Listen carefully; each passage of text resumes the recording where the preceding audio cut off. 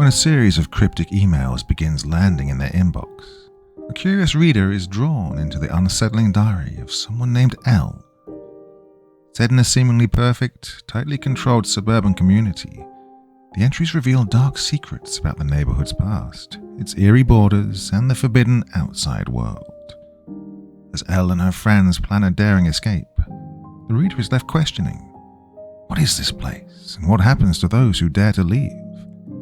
Dive into this chilling tale of isolation, secrets, and the unknown lurking just beyond the wall. The Suburbs by Santiago Delmar. It's time to sit back and relax with your favorite drink and listen.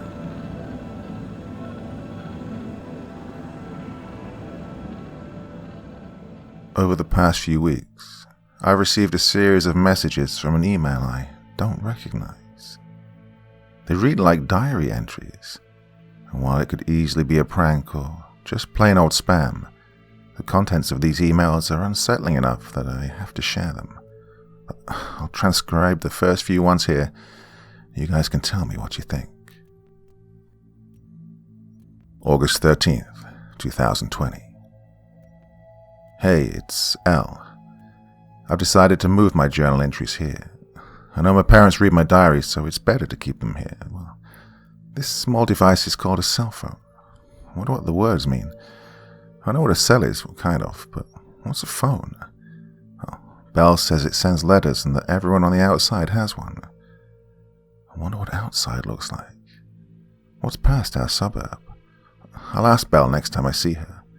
It's been 3 whole days since she's returned, but I haven't had much time alone with her. Hopefully I can get some answers soon. August 14th, 2020.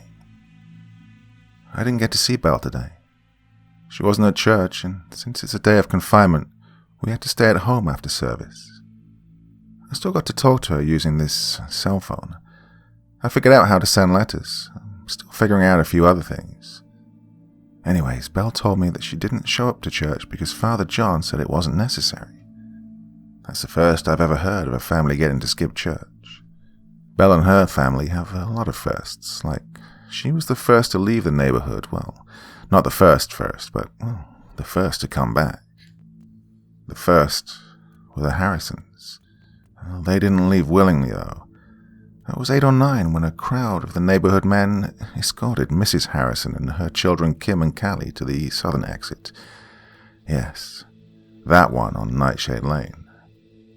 She and her kids just stood a few feet away from the exit, looking back at the crowd, asking with her eyes if she really had to leave. When the mob grew impatient, they started pushing them towards the street beyond Nightshade Lane. And that's when the Harrisons started crying. Mrs. Harrison in particular, begging to stay in between sobs. That's when the crowd started dragging the Harrisons, Dad amongst them, face full of rage. I pressed myself into Mom's dress, not wanting to see. I heard the sound of the Harrisons' cries getting fainter and fainter as they went further from the neighborhood.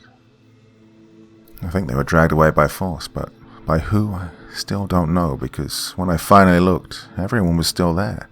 Well, everyone but the Harrisons. Mr. Harrison had hung himself the day before, so he was buried with the rest of the dead in the woods behind the church. In the following days, I heard the adults talking to each other in hushed voices, saying they shouldn't have made Father John angry. Oh, if only they hadn't disobeyed him, then they could have stayed. To this day, the Harrisons haven't come back, and I still don't know what they did to make Father John and the adults so angry. Now, the event only brings into question how Belle and her family got permission to leave and return. I was terrified of reliving what happened to the Harrisons, but, well, Belle assured me that it was only temporary, a vacation. Belle was gone for a month, 4 weeks straight of worry before the news of her return eased my fears. We didn't get the chance to talk much, but she slipped this cell phone into my hand when our parents weren't looking and said to keep it hidden. Through it, she sent me a letter today, asking me to round up the gang and meet her in the woods tomorrow. Oh, I won't lie, A tight wad of churning anxiety has settled in my stomach in anticipation of our meeting. August 15th, 2020. More questions than answers. That's all I got from our rendezvous at the woods. I brought everyone there, Caden, Colt, and Juniper. Belle wasn't at the tree line where I expected, so we went deeper into the forest towards the western exit. Belle liked the exit because it was mysterious, and the smell of burning cedar wafted in from the other side. The woods also gave us good cover, so it was the closest we'd ever gotten to one of the 4 exits. You can see large trees and the roofs of distant houses beyond. Mulberry Street's the name of the road that takes you to the western exit, but people avoid it since there's not much around. We found Belle leaning against the westernmost section of the border wall, the western exit about a few yards away. The worn and weathered moss-covered bricks spoke of how old the wall was. "We shouldn't be this close to an exit," Juniper whined. The whole group ignored her and instead was focused on asking Belle all sorts of questions. "What was it like out there?" asked Caden. "Are there any people?" asked Colt. "Oh, there's so much out there that it's impossible to say everything. But there are these giant houses with dozens of floors, and things called cars that can take you anywhere really fast. Oh, and there are lots of people, thousands actually." "Where did you go?" I asked. "It was a town called Bakersfield. It was huge and had lots of neighborhoods." "I've never heard of it. In fact, I don't think I've ever heard the name of any town," I said. "Dozens of floors. Oh, think of how many families can live in those houses. Do they stretch real tall, or are they big and wide?" Caden asked. "Oh, they stretch into the sky. They're pretty, actually." "That's not true. Mom says the world outside the suburbs is dull and dangerous," Juniper said. "Why did you leave in the first place?" I wanted to know. "Oh, Dad says a girl only turns 16 once, so it's got to be special. They asked Father John for permission to leave for a bit, and he agreed." "That's not true. Mom said that you made Father John angry because you didn't want to be part of the fall festival, so your family left, and when they couldn't handle the outside world, they came crawling back, begging to be let back in," Juniper blurted out. Colton gave her a blank stare. Belle simply rolled her eyes and returned to ignoring her. Caden and I gave her a quick dirty look and went back to listening to Belle's stories. "Oh, I wish I could show you guys. In fact, I will. Let's sneak out. Oh, there's so much out there." Belle's suggestion hung heavy in the air. Of course we'd thought about it, sneaking out through one of the exits and getting a peek at the outside world, but it was only a childish fantasy. But Belle had also shown us that it was possible. She'd left and returned, so obviously we could do the same, right? I think Belle knew our answer before we said it. Even the ever-pesky Juniper would agree. "Look, we gotta plan things out first. Can't just walk out and expect everything to be okay," Belle said. "Well, we should pick an exit," I suggested. "What about the eastern exit? That one's got a bridge," said Juniper. "Old man Ferris guards that one with his rifle. Says in case anything comes in from the other side," I said. "What about the southern exit? No one guards that one," said Colt. His suggestion made my heartbeat speed up a bit. "Ronnie says that he got close to it once. Said that if you look at the windows of the houses past it, something will stare back. Something tall and skinny," Caden stated. "Oh, Ronnie is a liar. He was obviously trying to scare you," replied Colt. "What about this one?" I said. "No, it has to be through the one I originally left through, the northern exit," Belle said. "Yeah, that one always has at least 2 church members guarding it at all times, and it has a gate," I protested. "Well, we'll just have to make a distraction and sneak out." We discussed a few more things that day. Nothing important. She told us about some funny street names and some food she'd tried. She was excited to show us the outside world, and we were excited to see it. The others left after an hour or two, but Belle and I stayed in the forest much longer. She showed me how to use my phone better. She told me to keep the battery fully charged so that I'd still be able to use it on days without electricity.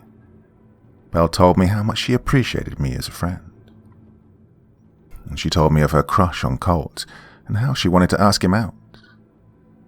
I didn't tell her that I was crushing on him too. I knew I wouldn't stand a chance against her. Well, it soured my day and I made up an excuse to go home.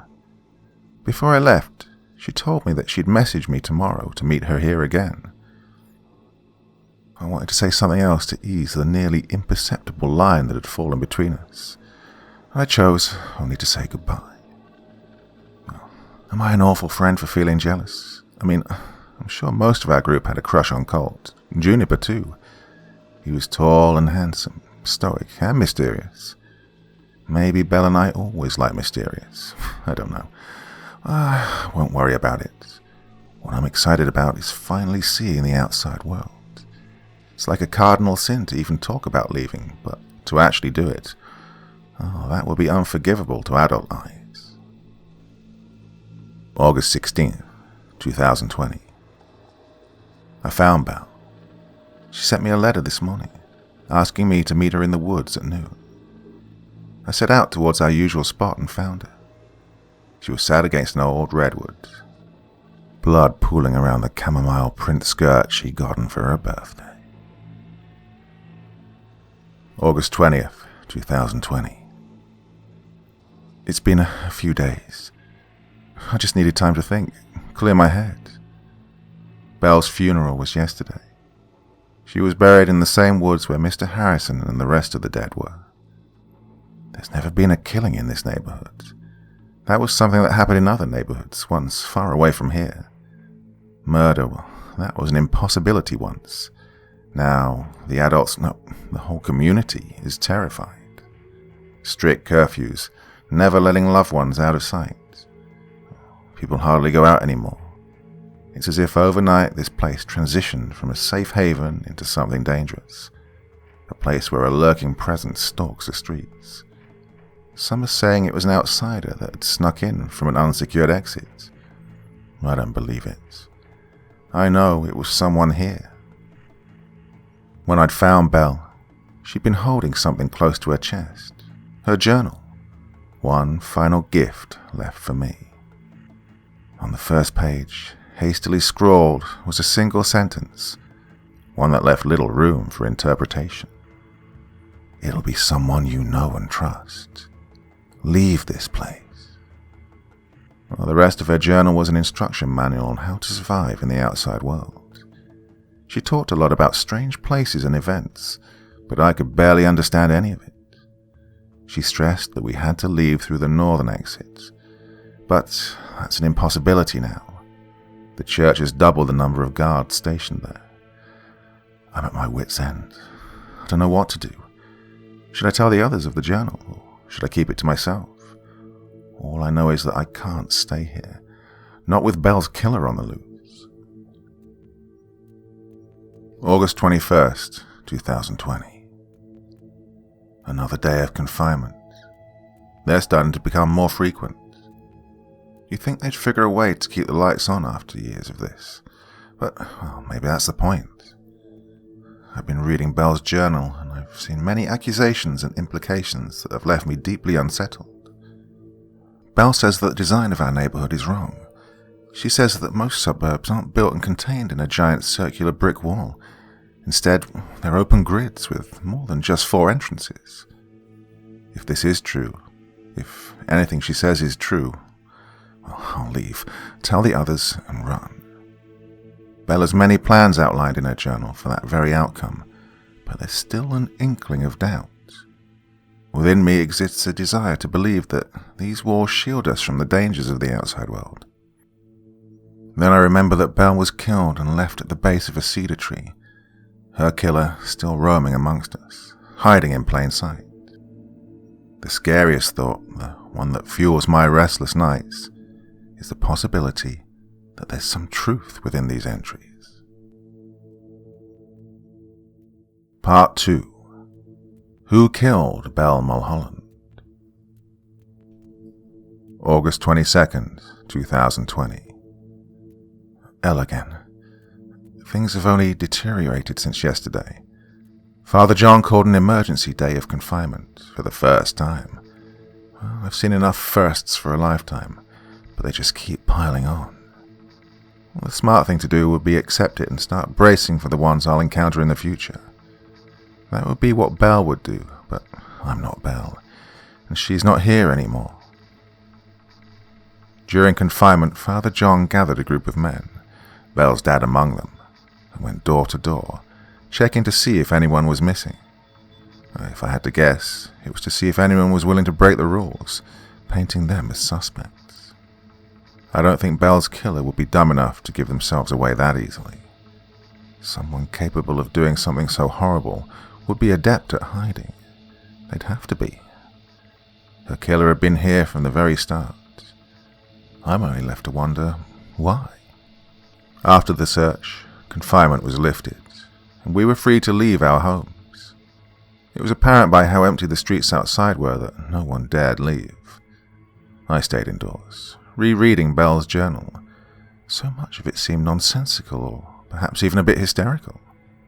Passages of lumbering giants afraid of light, how the colour of doors hint at what's behind them, and rants about how the streetlights watch our every movement.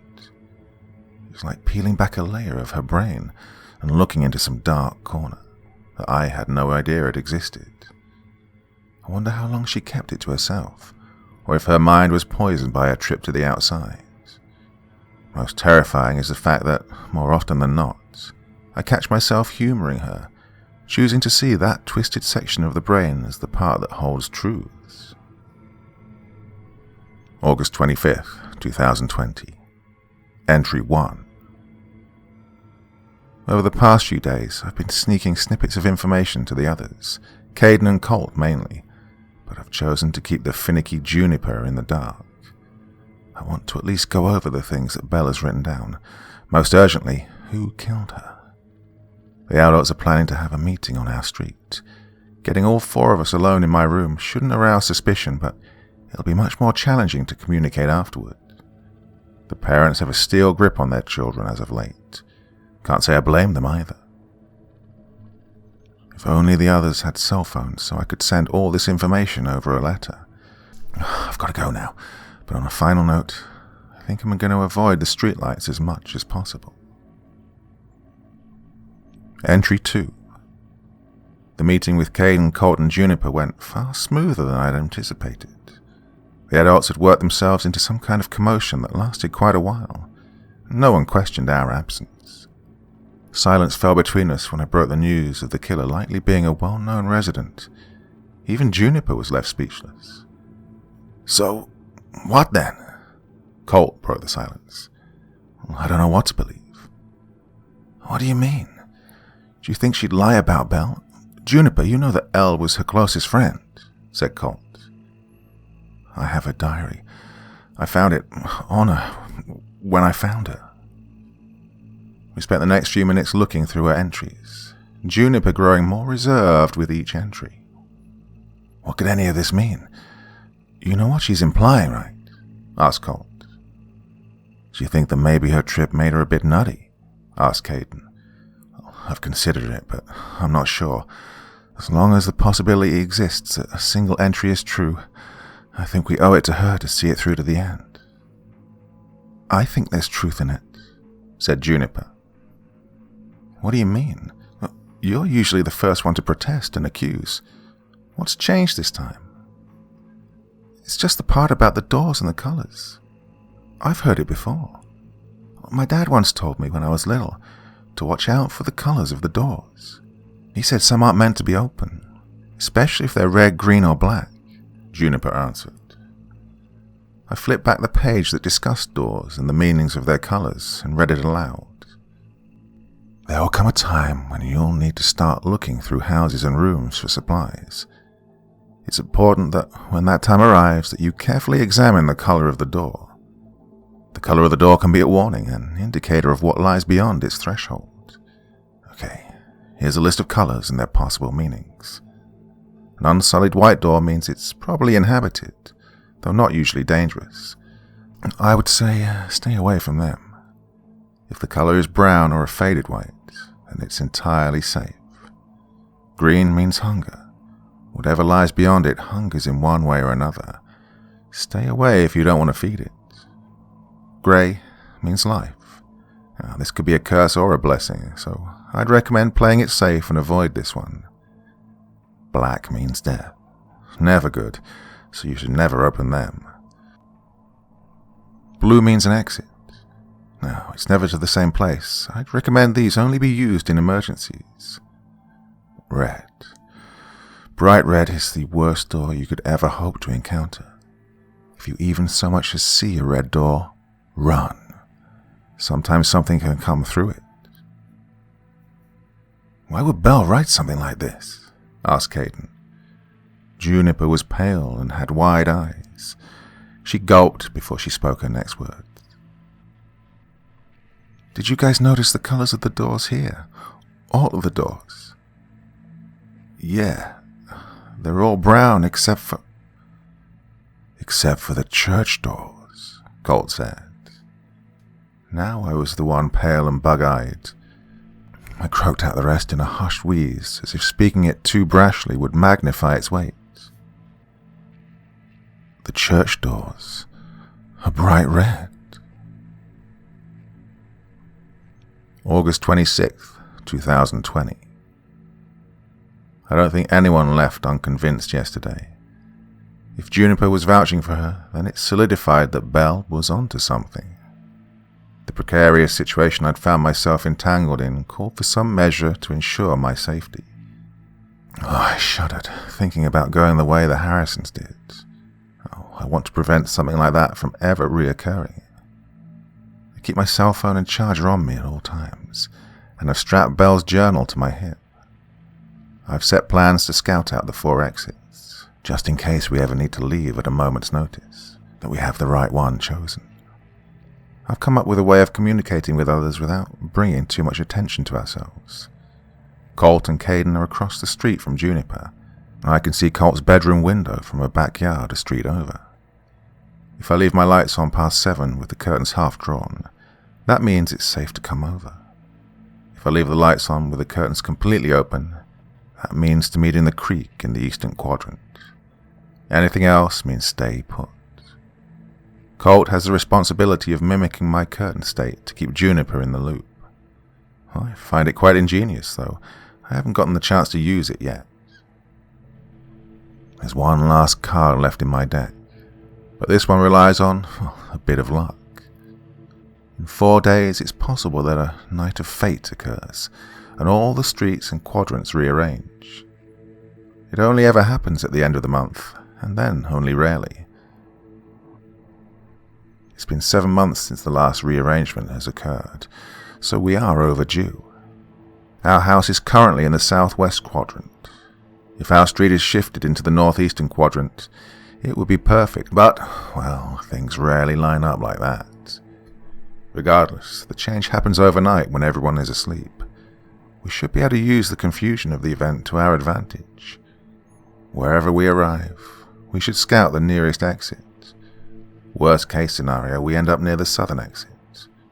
Whatever happens, I'm content biding my time until the opportunity presents itself. September 1st, 2020. It happened overnight. The street shifted around and settled in new locations. Colt and Juniper ended up on the same street as mine, and Caden ended up a street over. Unfortunately, the worst has come to pass. My house now resides on Nightshade Lane. The southern exit is right down the street. I can see past its boundary, beyond the wall into the adjacent neighborhood. Like the other neighborhoods visible from ours, they were uninhabited. But there was something wrong. These houses look far more barren and dilapidated. The yards are overgrown and the trees have gnarled and twisted into nearly unrecognizable forms. Colt, Juniper, and I were able to get close to the exit, enough to see into the nearest outside house.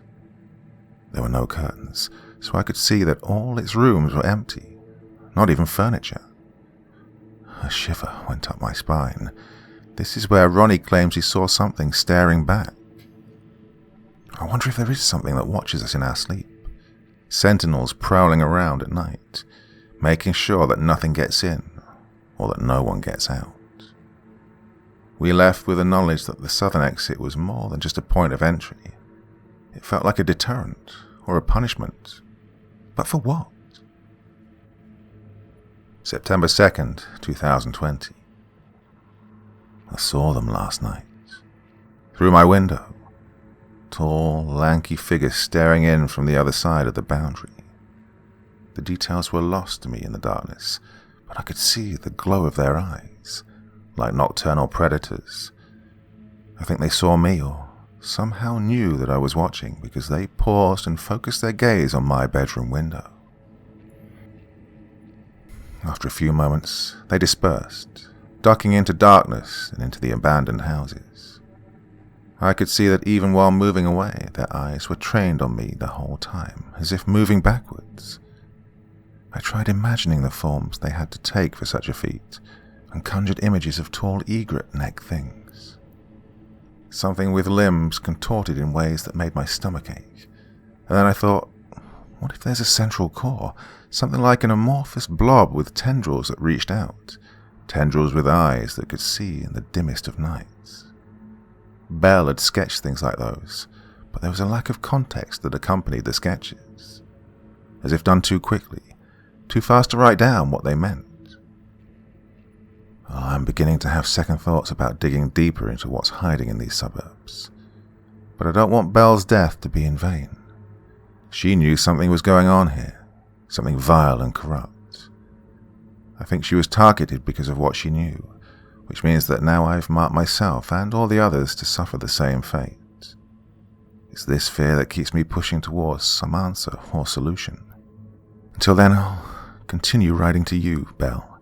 Well, I know that you won't ever read these, but I'd like to have this one escape. Until next time, L. Part 3. Exits and Sentinels.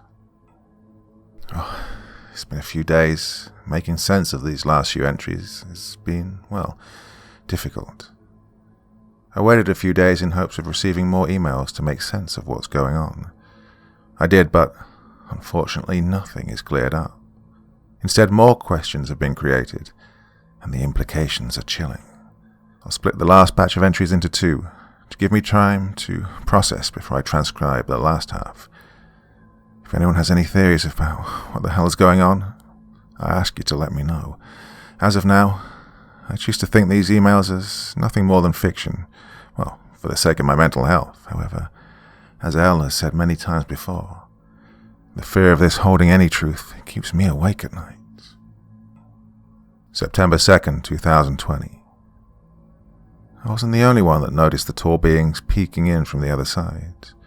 Colt and Caden had seen them too, and Juniper claimed that her parents told her to keep her curtains drawn in the night whenever they resided in the southern end of the neighborhood. Now, my house had shifted towards the southern quadrants before, but never close to the south exit. I wonder if the long-term residents here knew about them and why they chose to keep it to themselves. I know that Juniper's parents are heavily involved with the church. Maybe they know more than the rest of the residents here. All I know is that there have been a startling amount of parallels between Belle's journal entries and occurrences that can't be a coincidence. Whatever the case, we've already made up our minds.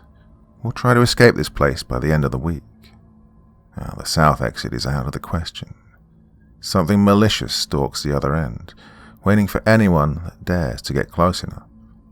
The north has also been eliminated, though Belle stresses it as the only viable option. The amount of guards stationed there makes it impossible to get near it unnoticed. That leaves only the west and east exits. Well, we've made plans to sneak out tonight, scout both ends out. I'll update you tomorrow if I get the chance. September 3rd, 2020. Last night was terrifying. I feel like a noose is tightening around our necks. I remember learning about the fate that awaited blasphemers in the days of old. the scenes of half a dozen dangling bodies depicted in the church stained glass murals. Oh, I shudder at the thought that, in the future, a new mural will show the swaying bodies of Colt, Caden, Juniper, and myself. We left at midnight, as light-footed as possible. We jogged down the street towards the east, avoiding the eerie orange glow of the few streetlights around. The night draped a new veneer over the suburbs. Everything seemed much more sinister under the moonlight. Strange shadows warped, twisted, and snaked along our path as we moved from street to street. When we finally arrived at the eastern exit, crouched and hidden by the small bridge stretched across an even smaller creek, we saw Old Man Ferris asleep, rifle in hand, on a rocking chair. The suburbs beyond the threshold of the eastern exit were lit under dim streetlights and occasional porch lights. Now, it's worth noting that this was the first time I'd seen outside housing having any lights or even signs of being inhabited. Not wanting to wake Old Man Ferris, we made our way to the other side of the suburbs, towards the western exit. The southeastern quadrant had always been unnerving, its tall redwoods acting like natural walls. As the streets wound deeper into the other end, they formed an impenetrable tree labyrinth. The thick tree canopy always cast its under shadows, and on this night only small beams of filtered moonlight illuminated our path. We were trying to avoid the streetlights, so we walked in forested areas between each street. The sharp, unnatural angles of the houses surrounding us on both sides were like monoliths that we had to avoid at all costs. As we passed the church across the street, on the edge of the northwest quadrant, I saw Caden and Juniper visibly shudder at the sight of its bright red double doors. Colt made an unwelcome comment about how he thought he'd seen its doorknob jiggle. We could have gone behind the church, through the woods, but, well, I refused to go near that place, ever since Belle's murder. When we finally hit the edge of the wall, we followed its curve until we stood in front of the exit, and knew that the choice of which one to use was cemented here. Closer than ever before, we looked at the world beyond it. Well, there was no one around to stop us leaving right then and there, but the air here was thick with something malevolent. "Can you smell that?" asked Caden. "Oh, it's stronger at night. The smell of burning wood," I said. "Oh, the doors are white. The ones I can see anyways." "Juniper, do you believe that there's something living behind them?" asked Colt. "I can see a few chimneys. What if that's where the scent's coming from?" said Caden. I stayed quiet, knowing that the implication was that we decided that under no circumstances would we use this exit. East it would have to be, but there was still one obstacle: Old Man Ferris.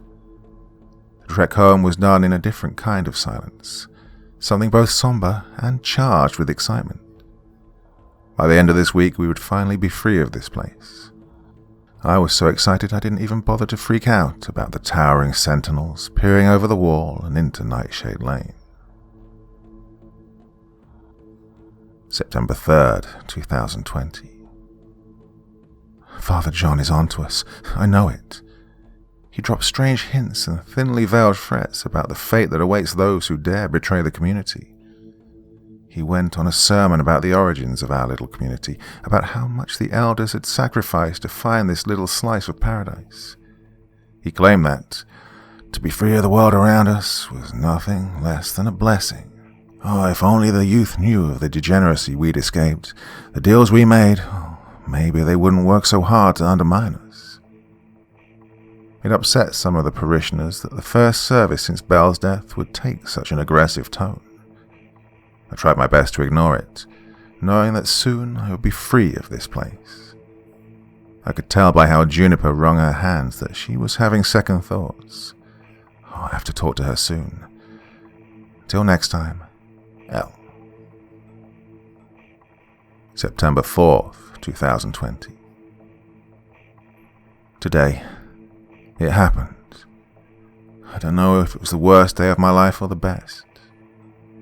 I awoke to Father John in our living room, talking to my parents. I was called over when they noticed me, and Father John proceeded to ask me a series of incredibly vague questions. "What have you been up to these past few days, Al?" "Just trying to cope." "Oh, have you been contacted by anyone you would consider dubious or untrustworthy?" "No, Father. Everyone here is upstanding. Otherwise they wouldn't be here." "So you have been listening to your lessons, but not close enough. The elders are the only ones that you can trust, Al. They are truly incorruptible. The rest here are vulnerable to outside persuasions. The residents are to strive then to be as upstanding as possible, lest they risk being expelled." "Why did you let Belle and her family leave?" "Oh, the Mulhollands had committed the sin of coveting to the outside world. I let them see what waits beyond these walls. When they saw the truth, they came crawling back, begging. Being a man of forgiveness and unquantifiable love, I accepted them." "What's out there, Father John?" "Oh, nothing of value to you, child. Now, run along. I beg you not to make the same mistakes as Belle." The mention of Belle, the use of her name to threaten me, it sent a white, hot fury through me. There was something even more threatening in how he'd said nothing, like he was completely truthful. I left, not wanting to hear any more of the discussions between Father John and my parents. I met the others in a pocket of trees between Nightshade and Mulder, and I told them about my meeting with Father John. "It has to be today, Al. Father John called my parents this morning and made similar threats," said Colt. "Well, I haven't heard anything from my folks, but I agree. There must be something we stumbled on, or we're close to finding out if Father John is acting so threatened," said Caden. "Do you think it was him?" asked Juniper. "No, but I do know he's involved." "Well, then we can't stay here, not when the adults worship someone like him. I always followed the rules and believed, so why are they lying?" "I don't know, but tonight then," I said. "How?" "The Sentinels." And with that, we split up and headed home. Everyone but Juniper and I. She'd always been the most combative and skeptical of the group, challenging anything that would contradict her beliefs. I guess Belle's murder and the adults' recent actions shattered how she viewed the world around her. I could tell by her uncharacteristic silence that she was vulnerable, so I walked her home, trying to convey some security through my actions. She squeezed my hand before she left, and we both knew that we could trust each other. At 11 p.m. on the dot, I turned on my room lights and opened the curtains halfway. From my second-story window, I watched Colt and Juniper do the same, letting Caden know that it was time. With a jolt of excitement and fear, I bolted down the stairs and out the front door before anyone could stop me. I was met by Colt and Juniper outside, and would later join Caden on our run towards the southern exit. I saw them standing tall, watching over the wall. I gestured with a hand for them to approach. As if all they'd needed this whole time was an invitation, they stretched upwards towards the sky, morphing into towering giants. We turned and ran, not wanting to see their real forms. I felt the vibration of their footsteps and know that they'd stepped over the wall into the suburbs. I saw a few houses light up, but I didn't pay them any attention.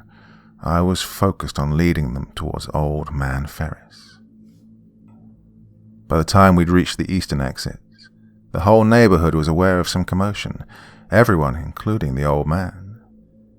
He made a sound between bewilderment and fear, doing nothing to stop us as we ran. He raised his rifle at the creatures and fired off several shots. As I was about to cross over onto the other side, I looked back and saw a slithering, multi-limbed thing form and then reform its body into abstract shapes. In the distance I saw more of them, wrapped in shadow. It was hard to make out, but I swore that some of them, with their many appendages, carried entire houses. With one last instinctual prayer, we ran through and crossed over into a new world. The neighborhood immediately beyond our suburbs was run down and abandoned, with no immediate signs of life. The streetlights flickered constantly, the lawns were dry and dead, and the houses were small, paint peeling in long curls off the cheap wood planks. "Wow, this place is a dump," said Caden. "I wonder what happened here. Where are all the people?" asked Juniper. "Oh, we have to find a place to settle down for the night," said Colt. We walked further into this new suburb, purposefully taking the most winding path possible in case someone would come looking for us. On the street named Kalingway, we found a sizable moss-covered brick house, the faded brown door signaling to us that it was safe to open. The inside was barren of furniture, like it was completely abandoned. Colt had taken the lead and collected branches of wood panels from houses, and dried grass to start a fire in the chimney.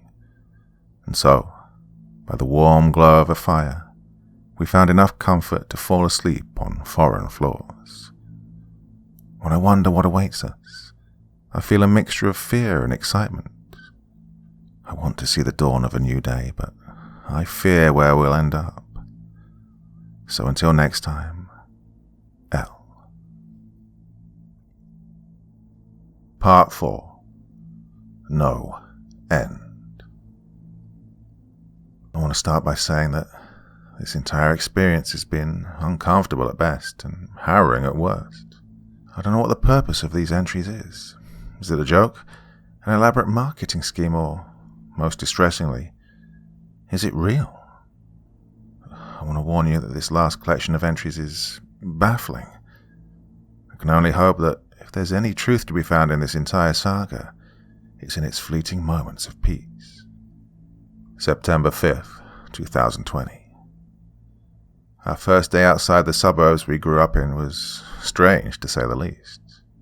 We wandered around for hours before seeing any noticeable change. The houses transitioned from old and run down to strange concrete dwellings, stripped of any identifiers. They were all uniform, no way to distinguish one from the other. Most unsettling was that they all lacked doors. Belle hadn't mentioned anything about these strange structures. Now, as I recall, she said that if you walk far enough, you'll eventually reach a city or town. Now, I've read about them before, but never seen one in person. Supposedly, all you have to do is follow a main street, but the ones we've followed haven't led to anything resembling a city. The evening's approaching, so we'll keep moving until we find a place that's more comfortable to sleep. September 6th, 2020. Last night something followed us. After we found our way out of yesterday's labyrinthian concrete suburb, we reached something a bit more familiar. The houses here were perched atop hilly streets, and they all looked well kept and lived in. Dense but well-trimmed shrubs and trees boxing the borders of most homes. We knocked on a few of the doors, but when no one answered, we picked the nicest place and broke in. This house was different from the others we'd seen because it was actually fully furnished, even had beds. By the time night fell, all four of us had gathered mattresses in the master bedroom and had laid down on them, ready for sleep. I slept for a few hours before I was awakened by a concerned Colt. He whispered, "I heard someone knocking on the front door." "What do we do?" I asked. Colt put a finger to his lips and hushed us. A series of quick, sharp knocks rang out as he did so. We followed him downstairs and out the house's back door, jumping a waist-high fence into the backyard of an adjacent home. It was dark now, and the lack of streetlights made it hard to navigate. As my eyes struggled to adjust, I thought I heard Juniper say that the door was an immaculate white, as if that explained what we just experienced. We eventually found our way onto a road that went into a patch of forest. As we stepped into it, I thought I saw movement from behind us. I couldn't make out anything like a shape, but I did pick up a slight change in the darkness, as if something shifted its weight and orientation. Once inside the forest, We walked a mile or so. The hill-perched houses looked down on us from only a few 100 yards away. We huddled together under a large tree and fell asleep. In my last moments of consciousness, I saw something shift again. In the light of a dim moon and starless night, I saw something watching us from a dark corner. September 7th, 2020. I awoke this morning tired and sore. Caden complained about his back pain, and Juniper thought she'd never recover from her soreness. To his credit, Colt remained ever stoic, not even showing obvious discomfort. It was here, underneath the canopy of a sparse forest, that we reread selected entries from Belle's journals. After a particularly unsettling passage about the dangers of catching the attention of a stalking presence, we came across a recommendation to travel at night. The simple explanation was that it was too dangerous to let one's guard down at night. So without much discourse, we settled on resting during the day and trekking through the maze of suburbs in the night. We settled down under a comfortable patch of softened leaves and moss and tried to sleep, aware of the beds contained in the nearby houses. September 9th, 2020. The last few days have been hellish. The entity that has been stalking us is still persistent, and it's doing a fine job at slowly driving us insane. During the night, we see it dip behind corners and crouch to hide beneath bushes. The only respite we have is that it doesn't seem active during the day. Since the last entry, we've broken into quite a few houses.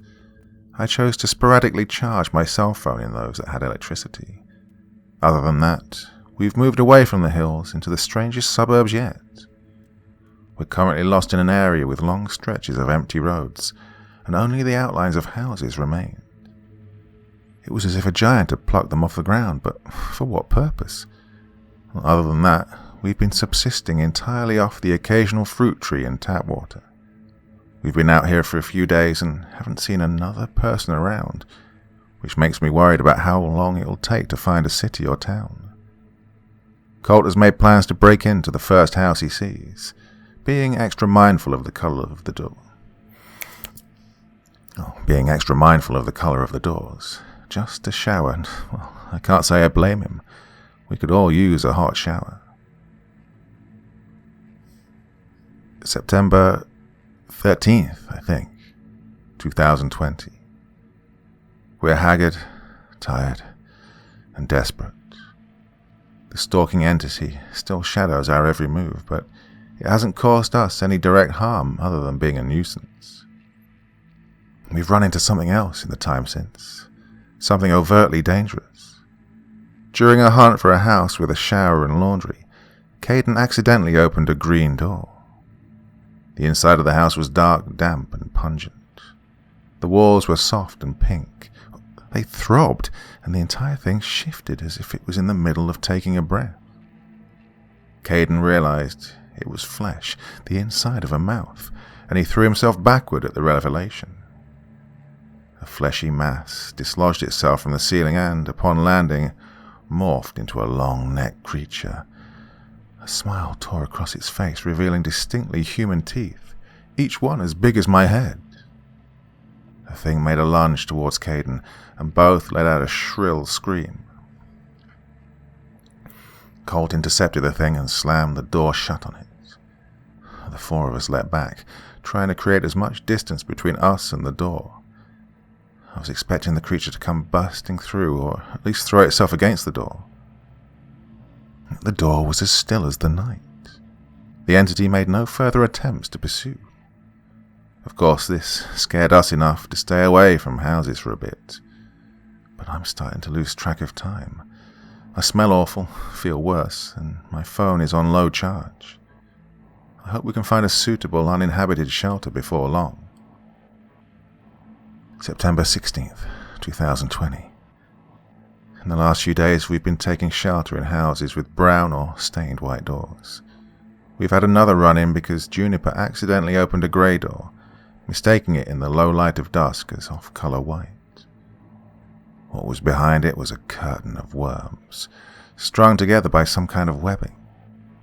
Juniper slammed the door as the things writhed and tried to form a mass of entangled bodies bound together by silk.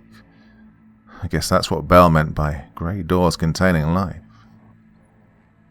I don't know how much longer we can all hold out like this. I haven't eaten, in so long, and I can feel myself thinning dangerously. I hope we can find a city or town soon enough.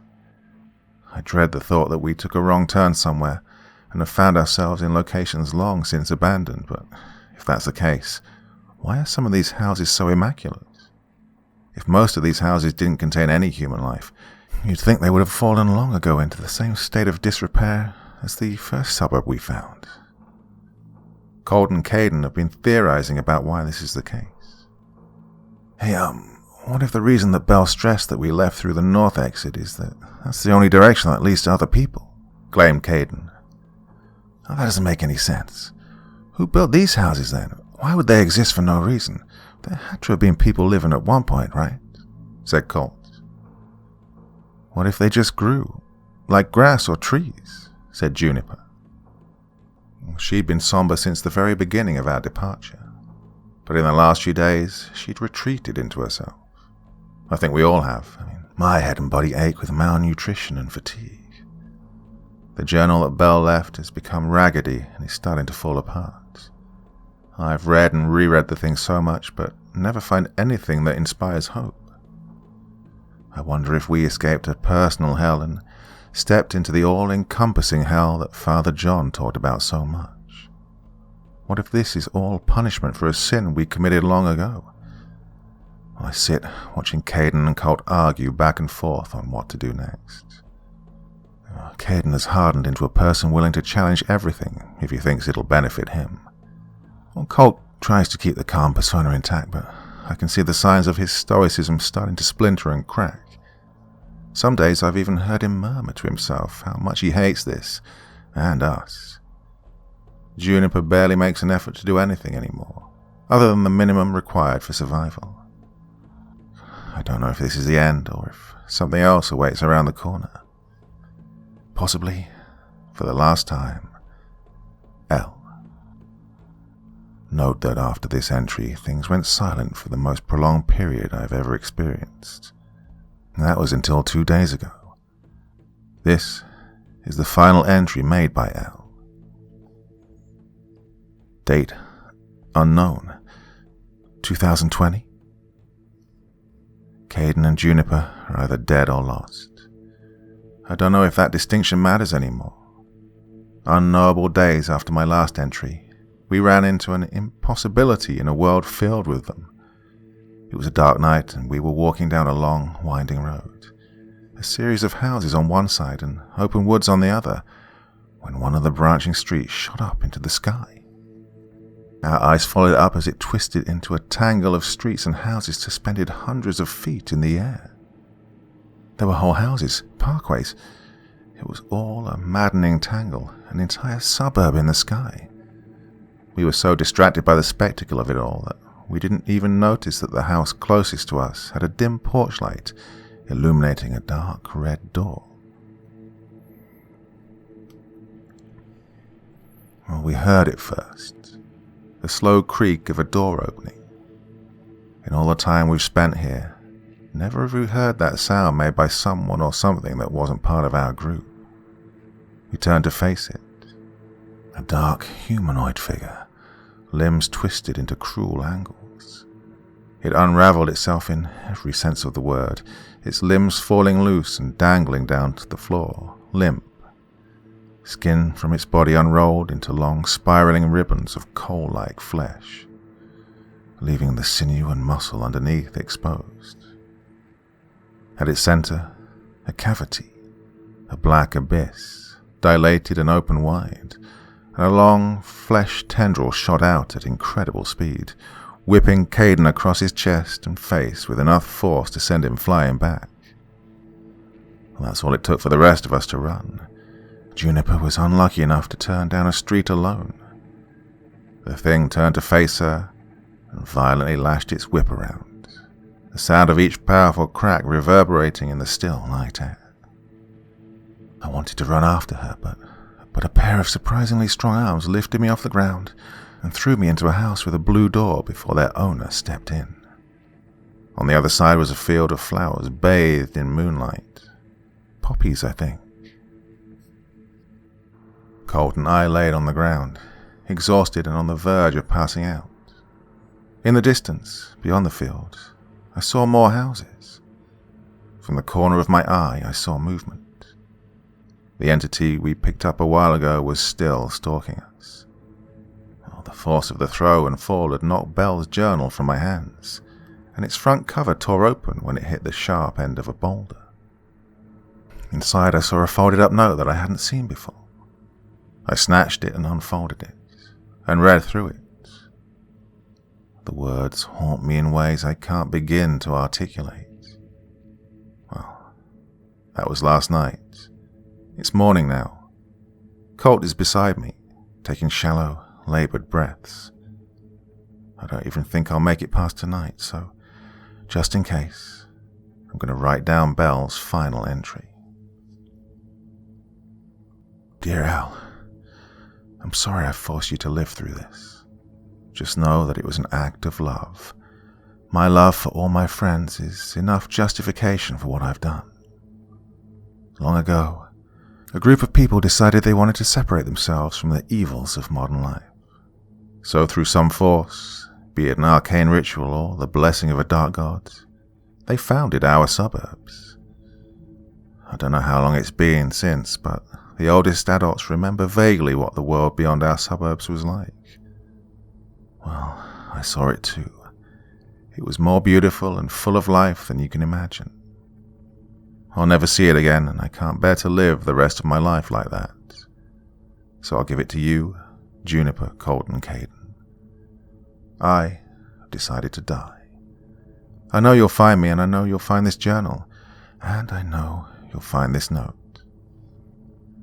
Before it's too late, gather the others and, in the commotion, leave this place. Now, I can't stress this enough. It has to be through the northern exit. The world I saw beyond the suburbs can only be reached through that exit.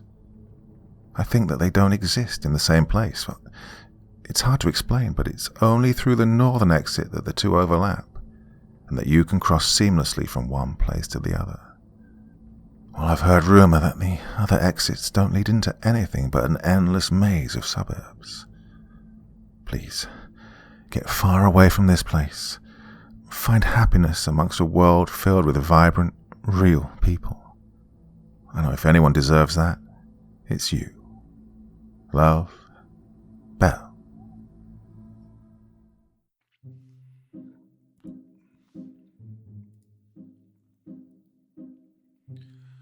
Wow.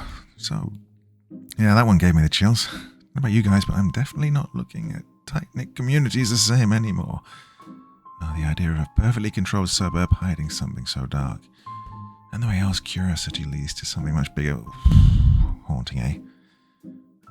What do you think about that one?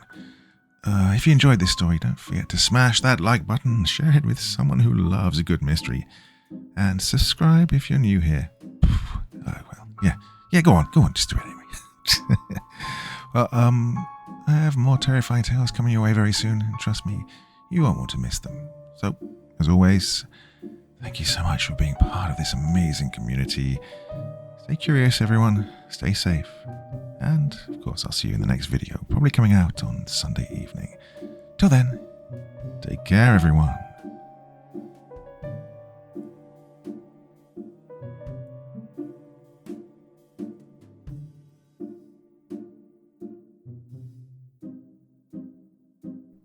Thank you so much for taking the time to listen to this story today. Really means a lot to me and to the author of the story, of course. Well, if you want to know more about me, I'm pretty much everywhere on social media. You can find me on Facebook, Twitter, Instagram. You can download my music on SoundCloud. I've got a Patreon if you feel like. Throw me $1 or $2. Very much appreciated. And of course, on Reddit, I have a place where you can leave stories if you want me to read one that you've written. Well, hoping to see you all again very soon. Till then, sweet dreams. Bye-bye.